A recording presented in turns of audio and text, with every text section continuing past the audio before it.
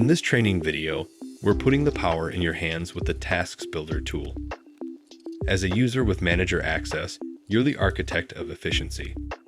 Let's dive into how you can effortlessly create, update, and navigate task building for your teams. First stop, the Builder section. Tailor your view with ease using the search bar or the nifty filter button in the top right corner. Found a task that needs your touch? Click on those three inviting purple dots and choose Edit to fine-tune the details, assignment, and frequency.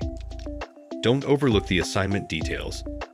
Assign to multiple groups for a collaborative effort, or a single group for targeted precision.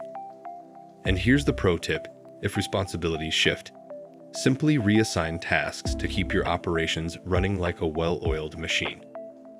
Once your changes are complete, simply hit save, and that's it. Creating new tasks? It's a cinch. Either drag the task icon or hit Add New Task at the top of the page. Your edits take center stage the very next day, ensuring seamless transitions for your dedicated team. With UptimeHealth's Tasks Builder, you're not just managing tasks, you're orchestrating productivity. UptimeHealth, where tasks meet simplicity.